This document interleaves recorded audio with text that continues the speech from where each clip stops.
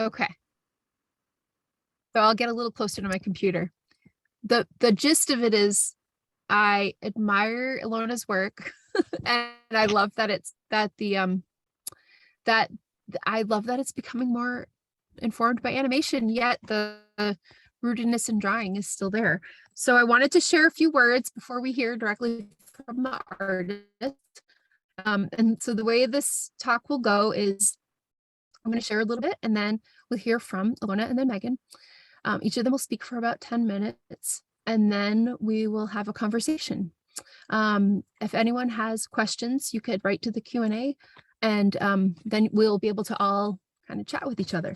And I know many of us are all friends and have had mutual studio visits, so I think it's going to be a really nice convivial evening. And I know I look a little bit mysterious, and I do happen to be parked near a graveyard. So yes, spooky season has officially begun. So I'm going to begin, we'll pretend we all just walked into Kingston Gallery. So we're in the front gallery and we're with Ilona's artwork. And so we have open-ended and cyclical works. We have 3 screens with animations, but we also have some of these stills on the walls.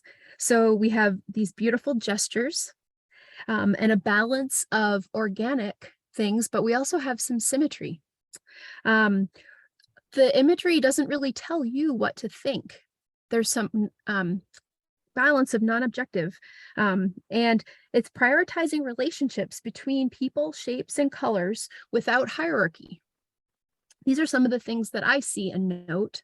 But then again, I think one of the things that I find really refreshing is that if I were to have a conversation with someone else, they might have different takeaways from that. But those are some of the things that I quite notice, and that they seem to be set. And I think quite apropos of the talk of this evening, the imaginary landscape, they do seem set in an alternate universe, or perhaps a future time where flowers grow from humans rather than from the soil or trees. I'll leave it there because I want to hear more from the artist. And let's walk further into the gallery. Let's go around the corner where a tiny disco ball refracts subtly onto a wall to Meagan Hepp's gallery. We see shared cyclical natures. And I happen to be thinking a lot about how artwork that seems to have kind of not a distinct narrative to be feminist in nature. I think there's shared color. In this case, rather than recognizable figures, it's relatively more non-representational. It's sculptural rather than two-dimensional. It is, while it might be less about distinct depiction, it is rooted in a studio practice. It is also, like Ilona's work, relational. There is animism involved.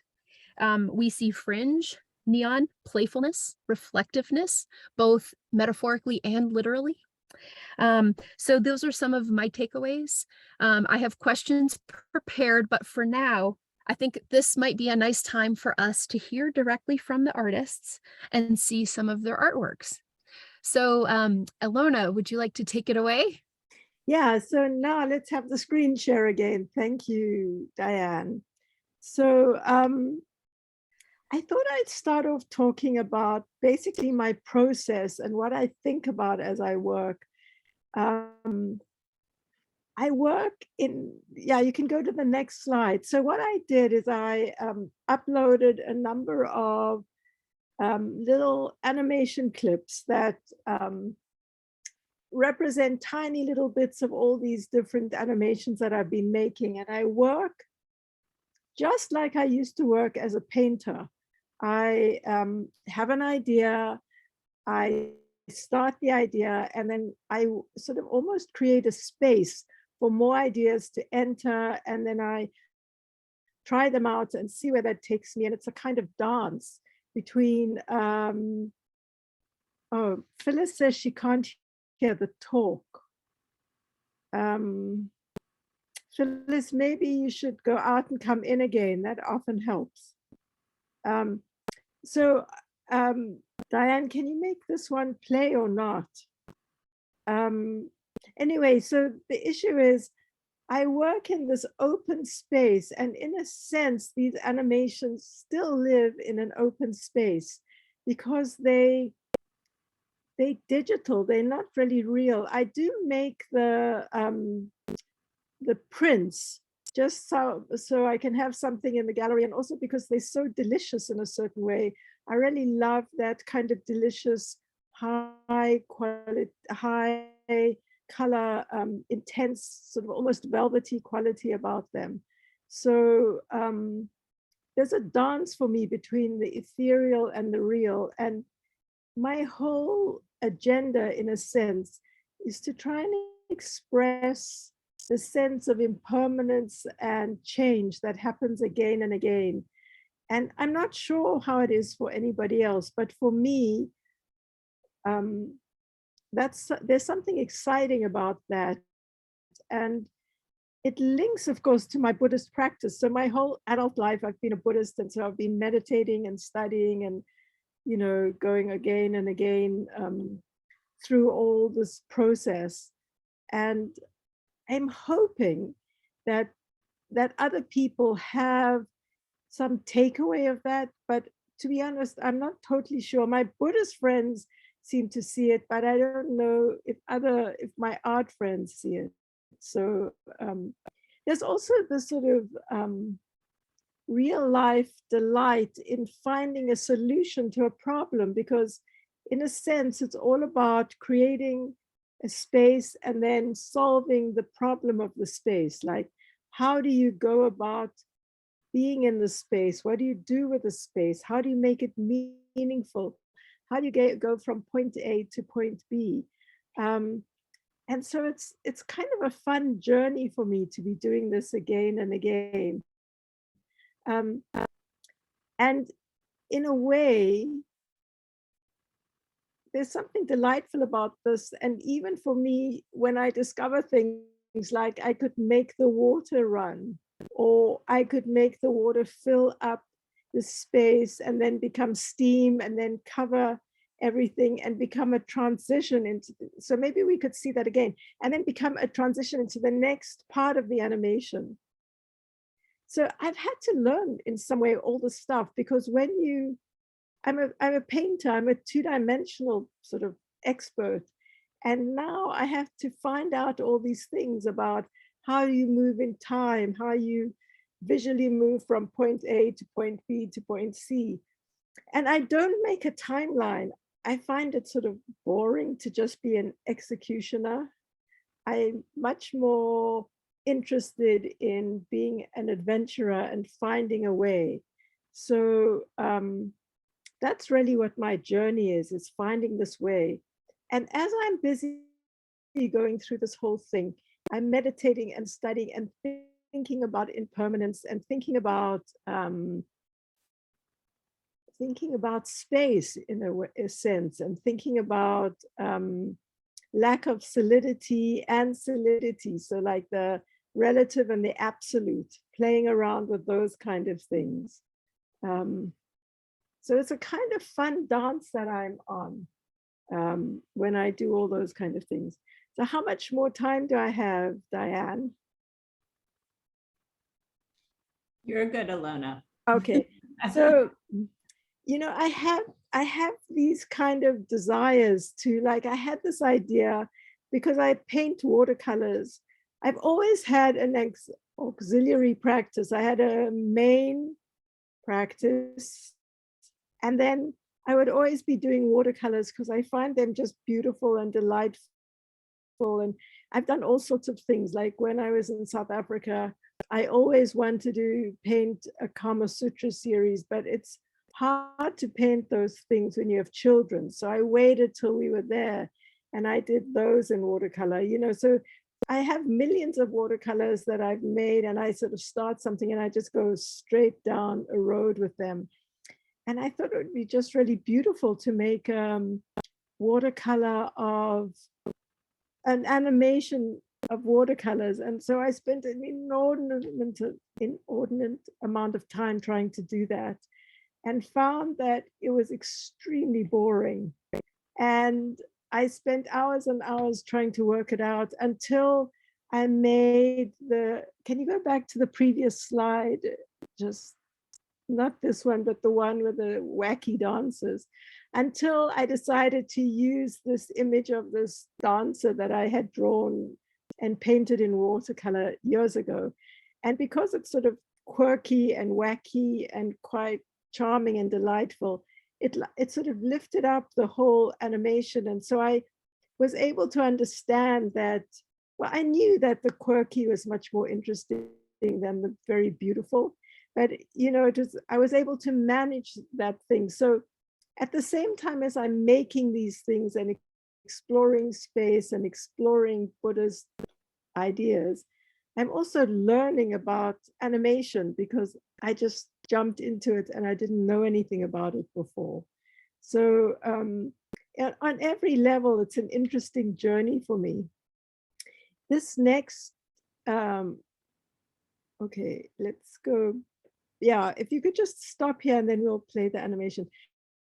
So this one is something that I often go back to works I made before, and these images are from a painting that I made when I was in South Africa.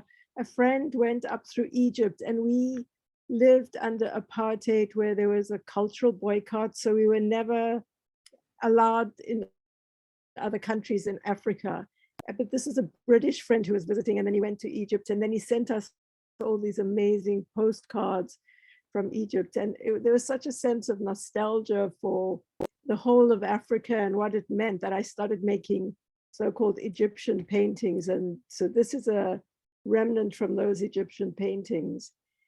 And at school, Deborah, who runs our gallery, had two portrait exhibitions. One were portraits that came from made up.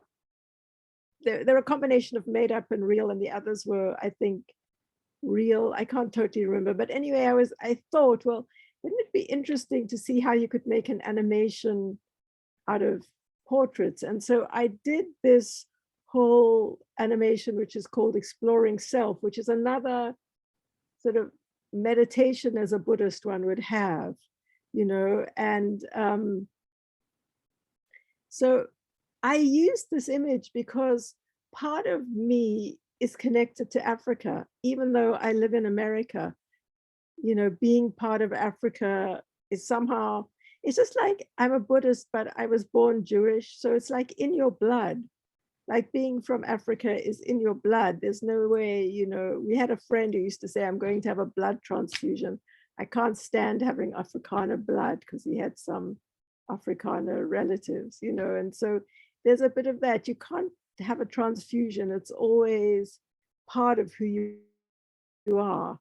And so I like that. I like that I can tie in all these threads into the animations, and it's curious making and interesting and quite wonderful in some sense to see what you can make out of all these things. So, okay, should we see what the next animation is?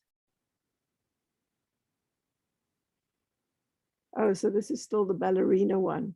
So do we have new ones or just we have these? So what else? So for me, I think the interesting thing for me is because I'm still a bit puzzled and curious about the whole animation thing is, for me, it's interesting to me that they live in space. It's like I can't take hold of them. I can't touch them. I can't hold on to them like I can with a painting. I can't say, this is a fixed given and here it is living on the wall, and I'm having that kind of relationship with it. These live and don't live. They exist and they don't exist, sort of. So it's kind of an interesting dynamic for me. So, and I like that.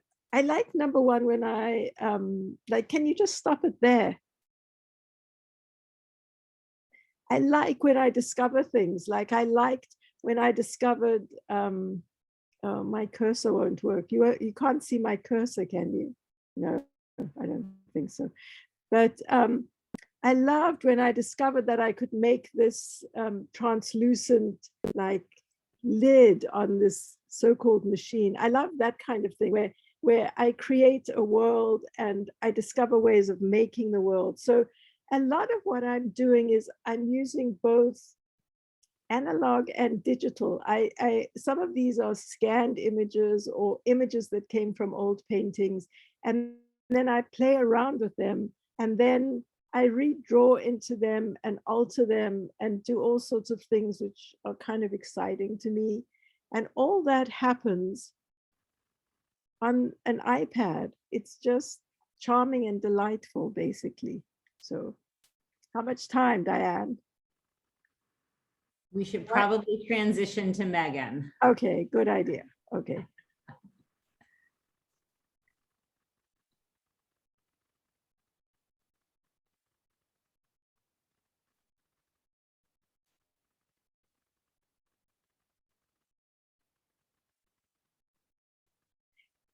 Oh, so Last one. This would be a great transition to Meagan. Okay, so Meagan and I have had this like relationship for years and years because she used to be our student and she used to be my preparator, and she sometimes teaches with us. So there's like this, we have a relationship. And as we were both making these, getting ready for the show, we would show each other what we were doing, and she sent me images that I could use. So these images in this section of the animation come from a Meagan's sculpture.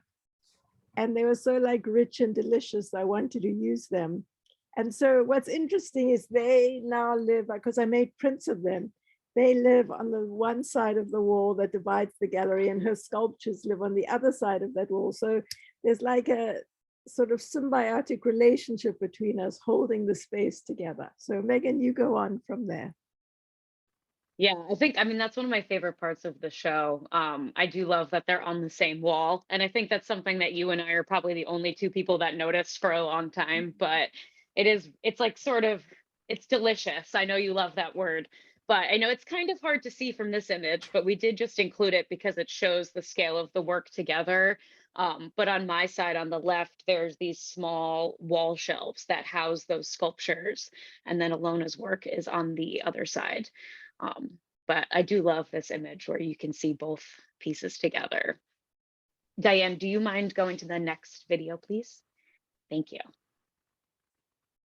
So I did a little walkthrough of the gallery today because I was gallery sitting, and I thought that it would be sort of interesting for you guys to see this and see how the work relates to each other.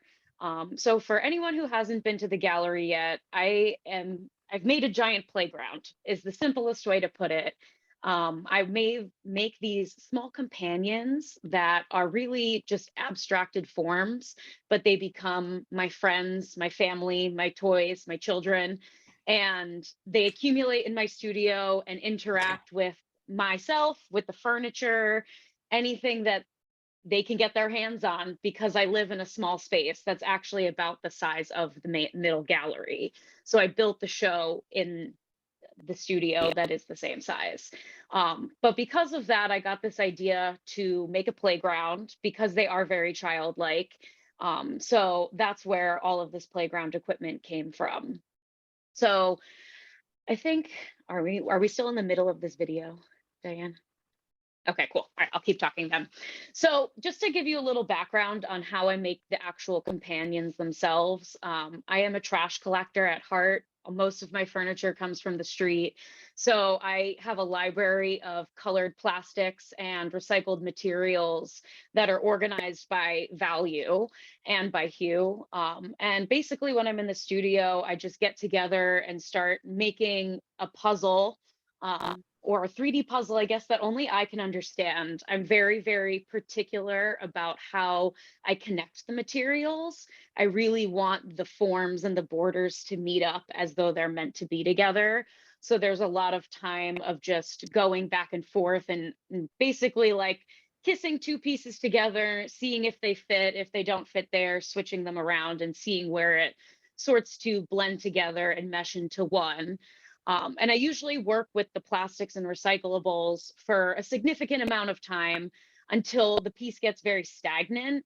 And then in order to change that, I need to add in a little bit of chance into the work because I find that I am a control freak and I spend a lot of time trying to control these objects.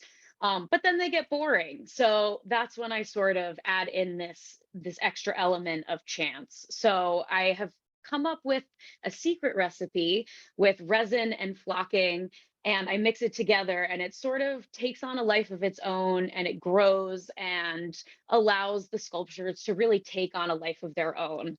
Could almost equivalent it to like a kid going away to college at that point. So this is when my children become free and start to develop and become their own. And then after these mixtures have dried, I usually work back into the pieces and manipulate them a little bit more. Yeah, Diane, if you could go on to the next one, please. Oh yeah, thank you. So I did include the image that Ilona used in her animation so you guys could see what that piece looks like on its own. So this is the Leaning Tower of Lisa Frank. So for anyone who doesn't know, Lisa Frank is a designer and entrepreneur from the 80s and 90s who makes these insanely vibrant products that have like rainbow and cute little animals and things on them. But for any 90s kids, we like all had the folders. So this is one of the earlier pieces I was making where I was using a lot of found wood and actually remnants from a public art piece that I made. And then the flocking and the resin mixture is that blue sort of fuzzy texture up at the top of the tower. And then I also use spray foam. And I've sort of learned how to control these materials over the last 2 years, but I use the word control lightly because there is still chance taken into factor, but I'm able to sort of manipulate the direction and then leave it up to itself. Diane, if you could go to the next slide, please. Thank you. So after I was gifted this residency from the lovely people at Kingston Gallery, I was really thinking about how I could take these small objects that I make and sort of accelerate them and do something I wouldn't normally be able to do. So I was thinking of this idea of the playground because of all the sculptures interacting in my space. So I started to develop these swings that are actually based on a swing that was at my grandparents' like house they had down the shore in New Jersey, where I'm from, which was just a plain little plank of wood with some rope. So there's a lot of that like simple playground language throughout the entire show. But I was trying to figure out ways where the sculpture could sort of interact with the sculptures, like each of the sculptures with the pedestals, with the swings, with the floor and the ceiling, and making them a little bit more interactive and expressive. I really wanted people to come into the space and feel energetic and feel that they can interact with the space and almost transport them back to a time that maybe they forgot about. So whether, you know, you're walking underneath the swing and the scale of the swing makes you feel like a kid again because it's up above your head, or, you know, you're in front of the slide looking at the rings and it makes you remember, you know, catching your child when they came off the slide. I'm hoping to actually transport the viewers to like happier times and happier memories, since the last couple of years have been, you know, hard on all of us. Diane, could you go to the next slide? Thank you.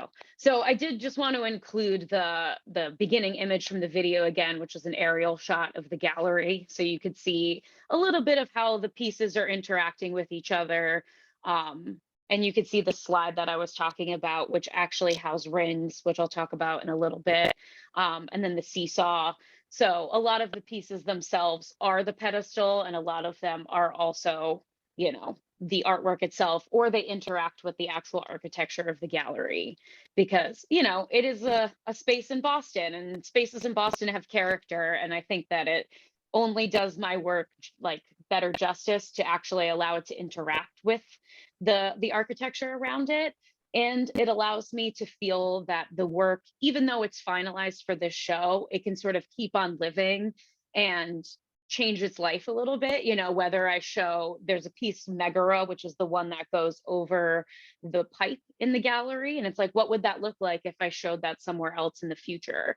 So even though this is like one installation, I'm sort of excited to be able to continue to change these going forward.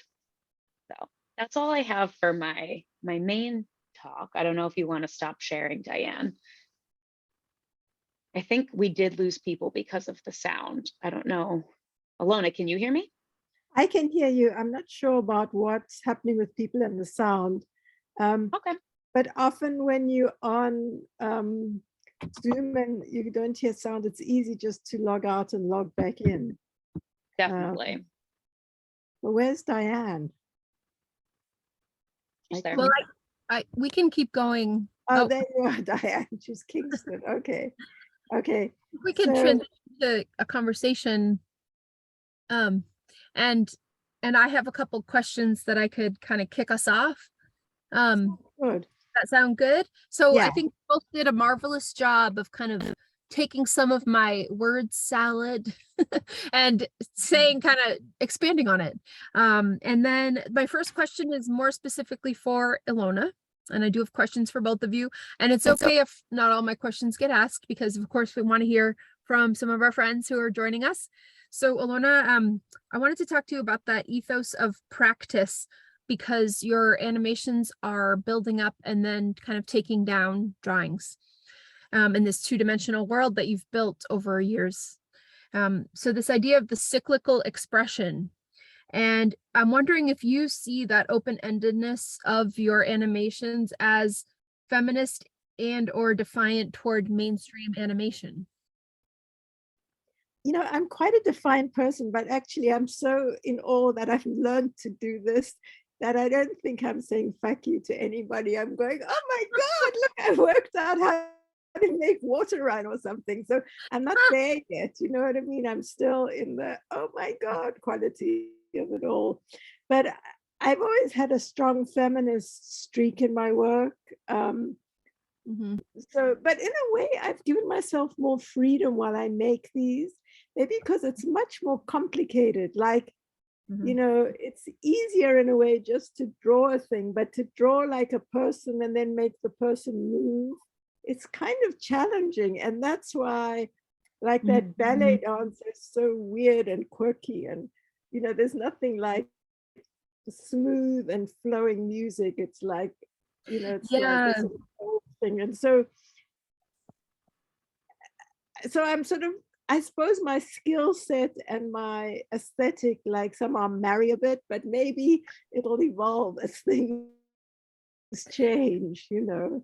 And it could be partly So, like an implied aesthetic that you've built over time, but essentially it's not like it's certainly not like you're beating anyone over the head with it. no, and I've always wanted the following thing. I wanted when people see my work to go, aha, you know, I wanted to sort of like hit you in the gut and wake you up, and in a way.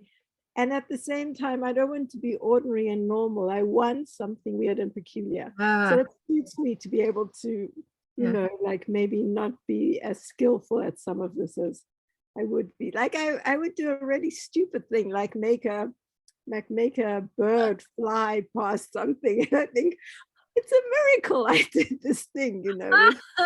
You know, so there's something charming about it. It's funny because I grew up watching The Simpsons, and I can think The Simpsons are simultaneously genius, and what you make is very fascinating and wonderful. And it's in really different ways. Like, they're cynical, they make fun of everything, but it's very linear, right? And they have these plot lines and these inside jokes, where with yours, I think it's surprise and wonder, but it is open-ended. And the part, like, I'm not a practicing Buddhist, I'm interested in it, I appreciate it, but that open-endedness and the not really telling anyone what to think, it does instill wonder, I think. And so that's great. And so maybe another question that I'll put out toward both of you is the decorative impulse.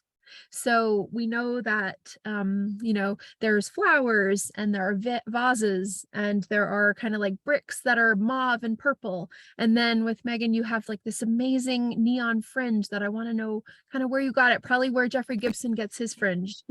It's super cool, and all the different beautiful neon colors.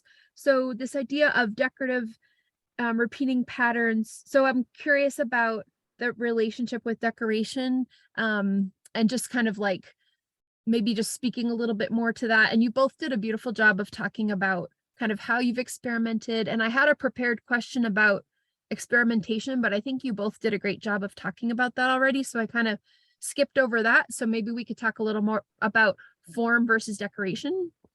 So can I just put in one thing and then I'll let Meagan go and then I'll go after Meagan. Don't forget the fake wood.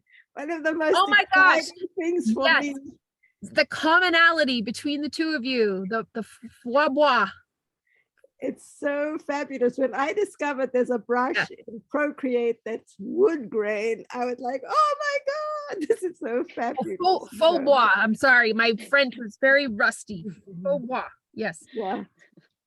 Okay, Meagan, you go first, then I'll go after you. Yes. Okay. Yeah, I mean, I definitely have a thing for plywood. I've been using plywood in my work since college, which, you know, Ilona knows because I was her student. But yeah, I mean, I personally definitely have a thing for decoration. To answer your question about the fringe, all of the fringe in the show is actually handmade. Oh, So really? yeah, it's kind of crazy. So on the slide itself, I bought just like snaps you would put, like if you were going to do a snap button up, and I laid out the fringe and taped it above the line of where I was going to tape it, and then actually glued it, and then I glued that to the snap so it comes off, because the slide is actually 3 pieces. But for me, I don't really know what the drive is. Maybe it's that, you know, someone wouldn't let me do this at one point in my life, but I think that adding these extra little bits of glam, like in jazz and like the disco ball mirror and stuff, it just sort of makes it more enticing and exciting. And I like want to draw people in with like funky textures that they might not, you know, necessarily understand what it is right away, or, you know, be curious about. And really like the combination of the two. I love mixing this like detritus with the like shiny and the new and the neon. You know, a lot of my work about 10 years ago was very, very dark and like decrepit, and I was lacking that contrast. So about 5 years ago, I was making these darker, creepier houses, but with this like neon pink flocking inside. So it was this like soft texture that was completely different than the hard grit on the outside. And so that's really what changed the work, so that this body of work is more about that glitz and the glam. I also do watch a lot of Project Runway, I'm now realizing. So maybe it's a subconscious thing. I don't know. There's something delicious about decoration, but it's sort of like a fine edge, because you don't want to live in that place all the time. It's too sweet, it's too much ice cream, it's too much candy, but at the same time there's something seductive and thing, like it's just like when I discovered the wood grain, or and then I discovered I could put a turquoise underneath and a purple wood grain and it would go like, you know, that kind of thing. But then there's also this other thing I discovered. That's the other thing by using digital stuff.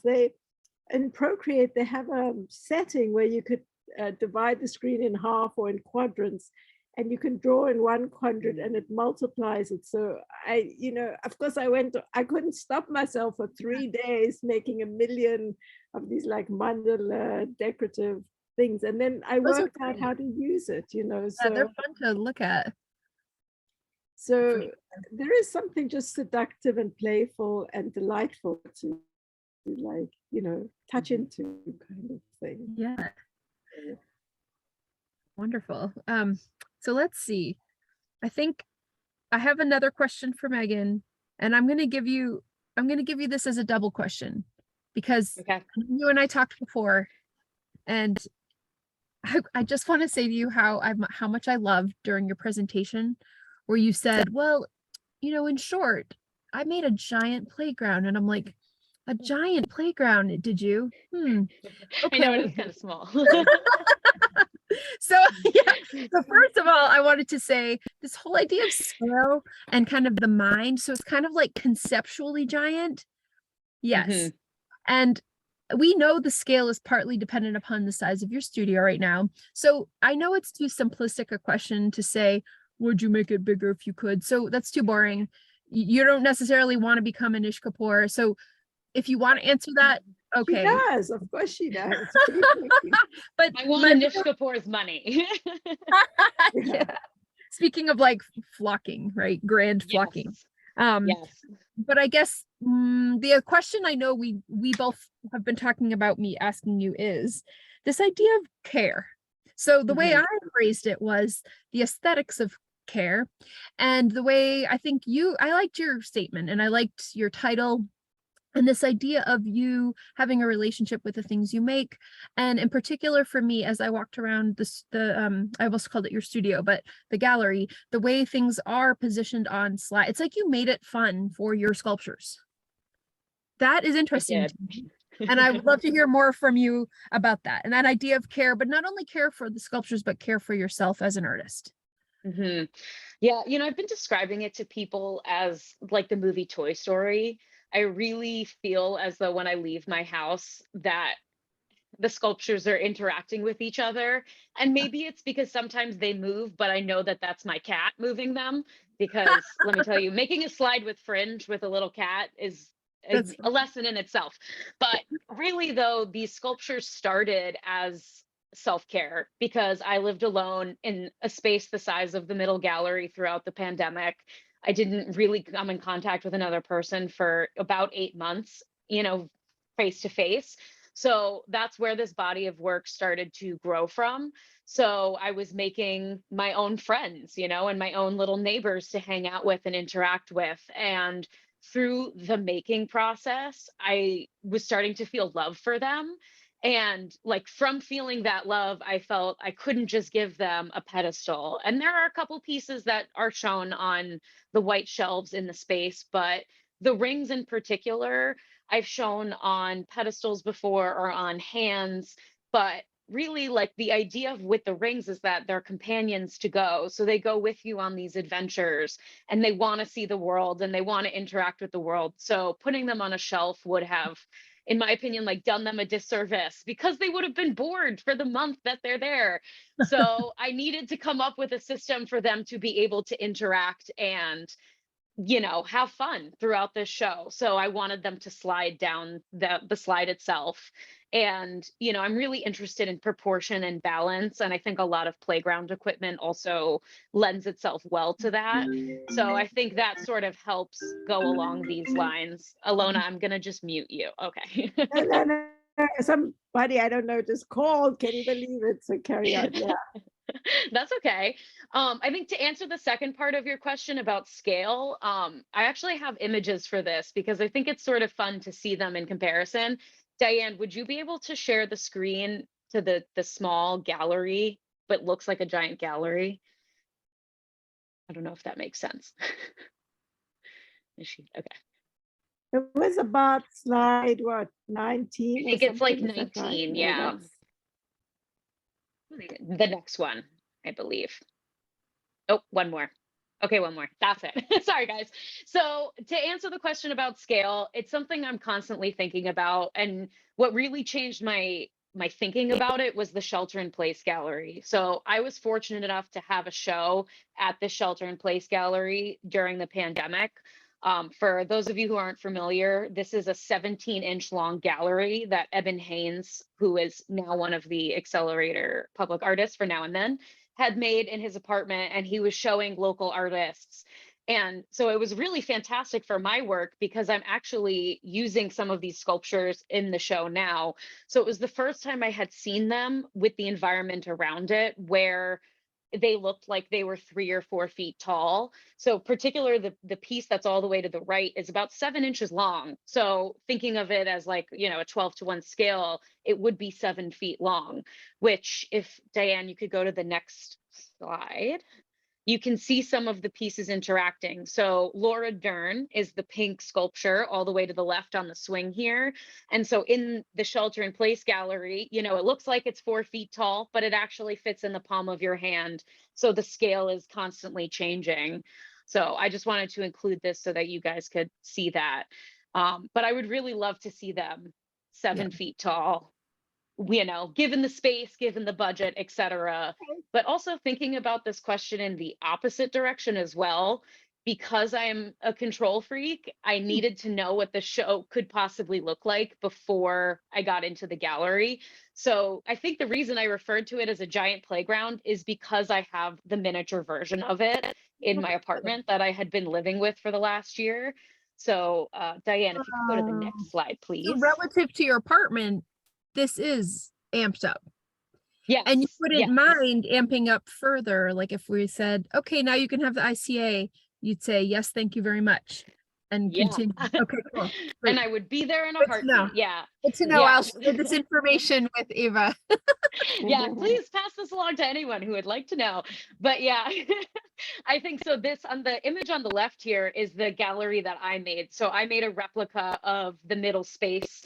And then after every single sculpture I finished, I made a miniature version of it. So I was basically playing dollhouse for the last year, sort of playing around and changing up the orientation. It made it very easy to go on studio visits because I would just bring the mini gallery to talk about layout, and you can see it. It's actually next to me right now. So I changed out the back wall so it's clear so I can see into it. But anyway, I just wanted to show that because I'm very proud of it, even though it's glad I asked.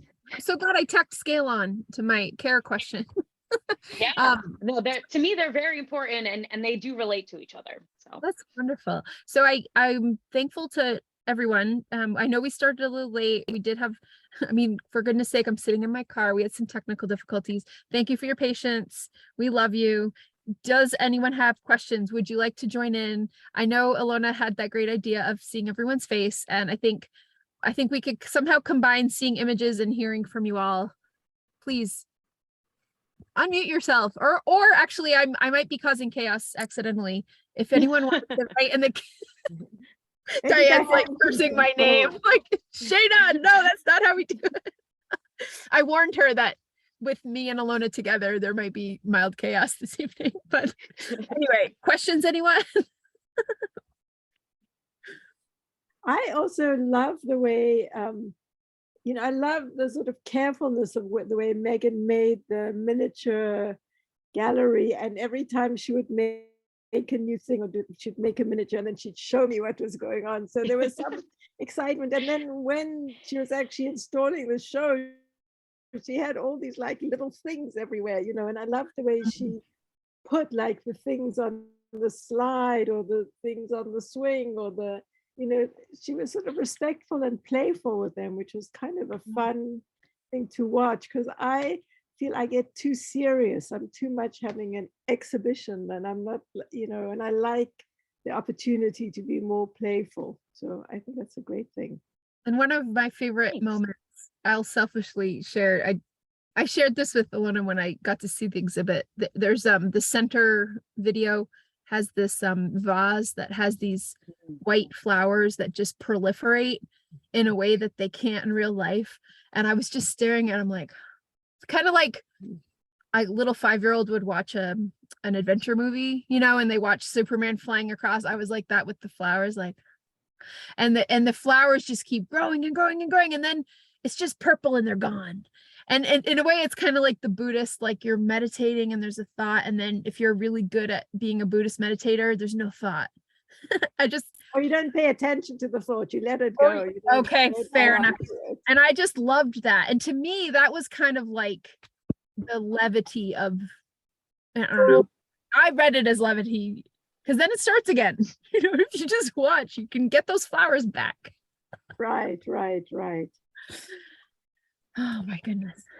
Audrey. Hi. Hi. I really want to know the backstory about why you're in your car, but not now. I could see your house. I could shout out, number one, my kitchen's being renovated and it was sanded, and I was the juror for the Roddy at the Concord Art, and there was a dovetailing of wonderful events. It's been a weird and busy and actually quite wonderful September. Well, that's good. But excuse me, I do have a question for Meagan. So yes. Talking about like how you can envision your work in a different guise, right? Whether it's scale change or whatever. Have you ever thought about actually making an outdoor playground that was this kind of like not a functional child's playground, right? Not with all the safety issues involved, but something that was this piece that could live outdoors. I'm thinking about the Met roof would be a really interesting place, Yeah. kind of like I looking mean, over Central Park. yeah, I mean, definitely 100%. Listen, I would take the Met roof any day. I don't even know I would show. I'd be there in a day. But honestly, I've never thought about it, but I do love that idea. I think there's something sort of interesting about there being this like setup that you can see and interact with, but you also can't interact with. I mean, I think that's kind of the opposite idea of making public art functional. That I don't know if anyone, it seems like everyone here is in Boston right now, but in like the Fenway area, there's an old gas station that they've recently put swings underneath, and it looks Oh, like it's wow. going to open up and become a public art installation. So I feel like that would be the opposite of this, where it's like I'm putting this playground out into the world that you're not allowed to swing on. You know, I think that would be sort of interesting. And I would be curious to see what the elements would do to it, because I think that's something that I am missing in the gallery setting is, and why I have the fake grass is I want that natural grit in there. And so I would love to see what happens if like the grass starts to overgrow it, or, you know, like little trees and things pop up between the playground as well. Does that answer your question? It does. I mean, there's a whole bunch of you know, landscape oriented, woods oriented exhibitions that happen. They do calls in the spring, you know, and you just throw your work into a woods. Oh, Well, I yes, mean, like place this, it, what is but it? Like the studios without walls and stuff like that. there's all sorts of things that happen in the area Hmm. that might be I'm really definitely interesting going to for you look to just into it. look for. Yeah. Hmm. I like Definitely. I like the dance between having it big and real scale in the actual world, and then having this miniature thing that's as lush and delicious, and you know, like, so there's this play, because it's rare to make such beautiful little things as well, you know, Hmm. like almost like a Joseph Cornell or something, you know, with that kind of Hmm. richness. So Yeah. Yeah, they're very different in that way. it looks George. like George Can wants to have can anyone hear ask a me? question. Do I have a working microphone right now? Okay, good. Yes. I don't have a working camera, so apologies for the lack of my face. I did meet Megan earlier today, so this is at least one person can imagine me. That's the best we can do. I know what you look like. I'm so Yeah. happy you're here. I do just really quickly want to give a shout out to that gas station. I love that gas station so much since they painted it. It's like, I think secretly one of the best art installations in Boston right now. I'm not even sure if Agreed. they meant to do it as an art piece, but it ended up being one. Yes. So this is, you know, not as much a question as maybe a comment, and then I would love to hear your thoughts on the comment, I suppose. But I thought that also just sort of seconding the talking about the scale of your work and sort of like, you know, in the, I can't remember the name of it, but in the miniature gallery versus like in the actual gallery, the difference in sizes. And I really liked seeing it in that, like, you know, like the context was miniature, but it made your pieces gigantic. And to me, that really like kind of struck a chord with a lot of the sort of like, you know, childhood, like doll vibes of your work, because, you know, like I'm sure this is what everyone has experienced at some point. You have a 4-inch doll or a 4-inch action figure or whatever when you're a kid, but in your mind, you know, you've constructed a little city of Legos or something, and actually it's like 400 feet tall. And so just like the you know, the imaginative work that goes into like drastically shifting you know, the size of these things in your head. And I'm curious if, just because you happen to mention the scale stuff, I'm just curious if like that is something that you know, had been sort of thinking about from the beginning at all, or if you just sort of like stumbled into that because of, you know, the necessities of, you know, scaling things up and down in the creative process. No, that's a really great observation and also question. I think that is something I was sort of thinking about and worrying about this time last year because I was making all of these, I don't want to call them one-offs, but they're all just, small handheld sized work. I mean, I'm working on a new one even now as we speak. But I was really worried about them taking up the space and filling the space, but visually and physically. And so that's where the playground solution came in, because that felt like it could be my solution to visually and also imaginatively make the sculptures feel larger than life. So there was that push and pull there, but that was really where part of the solution of the swing set and all of that came into play, was so that you could feel the grander scale of these objects, because they are very small. And I've shown a couple of them in other spaces, and it's amazing how much smaller they feel in those galleries. Like I was in a faculty show at Suffolk in February, and the rainbow fish, which was not in this presentation, and the Leaning Tower of Lisa Frank, they were both in that exhibition. And in that time, I was very worried about the scale of these pieces for the future. And now I'm realizing with this like larger playground equipment and stuff, it balances it out. So I think also like with dealing with proportion and stuff, I think having those contrasts are very important. Thank you for your question. I know that's exciting, having the large scale, even the truncated slide, and then with the tiny things that are delicious on it, and the lovely, almost like the pet rock that sort of attaches it to the wall quality, there's right. You play around with that quite well, I think. Yeah, I also think I want to make the pet rocks giant one day. But oh yeah, that people could conversation climb on. Yeah, you could climb on them or go underneath them. That's like what I'm just thinking about, that as like a one-day thing. I would love to see a giant pile of pet rocks. I don't know how long it would take me to paint all of those lines, but I would do it. Oh, talk about Anish Kapoor and giant. That would be a I know. I'm just gonna go paint like the bean in Chicago with tiny little lines. It kind of reminds me of when there is, say, rude graffiti, and then it gets painted over, and then there's new rude graffiti, and how wouldn't it be fun if it was painted with pretty, repeated patterns instead of just painted white. And I'll have to send you, or actually if you scroll down on my Instagram to 2 years ago, there's this really great boulder in my neighborhood that's painted 2020, and it's kind of all running. It's like 2020 vibes, like a really crying. sad, yeah, crying kind of, it's really funny. It's like the most, to me, I'm like, this is art. And I think the person who made it was probably a sad 16-year-old, but for any art person, it's like, yeah, it's metaphorical. Art. Yeah. I mean, to be honest, when you said graffiti, I'm like, this conversation is being recorded. I'm going to admit to it right here. Now, there are like 5 or 6 different areas in my neighborhood where there's just like spray foam, because it's insulation foam. So it's like holding in a sign. And I have been slowly gessoing them and painting them colors. And one day I will go and I'm going to just start painting tiny lines. I'm just doing it for myself right now. And it feels like this rogue public art process, but I'm working on it. I think you need to take photographs. I have been. I'm just waiting to share them until it's finished. But that is something that's in the works, because there's one in my laundry room too. So coming. Well, I like that idea of the documentation.